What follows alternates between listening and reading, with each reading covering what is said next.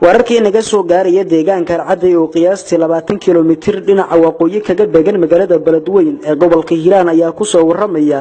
in haweeney xanuunsan oo madaxa loogu jiro ay ku qalatay cunug yar oo dhalan 6 bilood sida ay goobjoogyaal u sheegeen SAB TV dhacdadan ayaa timid kadib markii habeen barkii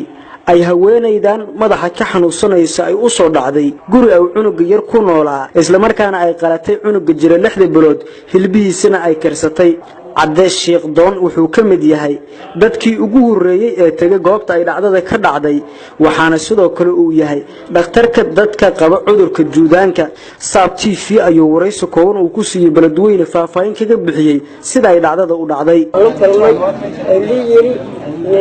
gabadha naaga wax xortay baaritaan ku sameeyay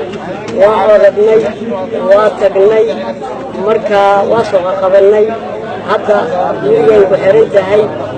marka waxa la leeyahay diiwaanba ma qabto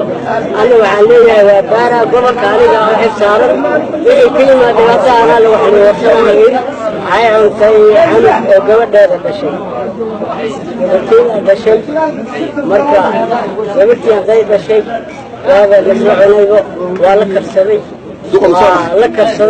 waa la cunay waa lama حيكون واكر سبب مرغب يتعبي دماء ولا كرسب سببت فرصتي عند مكتب مركا واحد ليه دعوة ووالدها ليه الذي يستطيع وقت واتبي مركي مرق وقت مركا تبي مدح وصارنا تبني مدحي أو عنفي وصارنا دبوا صارنا مركا وحي بيها كذا دابني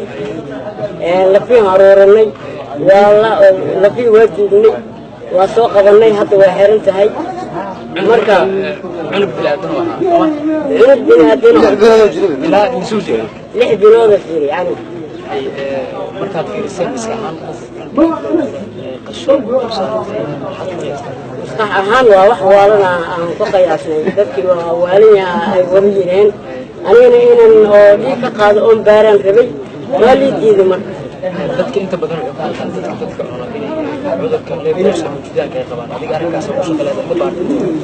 أنا بار وارجري والي دي كل يوم إن باري توك أهل ذي إن باران ربي إن باران ربي أو ترى سمي على كل شيء إن كباران ربي وأنا والدي عنك لقى شيء أيضا هذا الشيء مسؤول ترى عنك لقى شيء جبنا إسلامتا جبنا هذا جبنا جبنا واحد غلطي ورث أيضا يصير أوكي لكن عايز كده على الوالد هذا عادي لا تفهم مشروب بالجنود فكران أديك طوالي دور كيلومتر تعدين كسورة مودع وعسبين لبعتن يلح سنة عن كشقين وعسب طيان عبد الشكور محمد حسن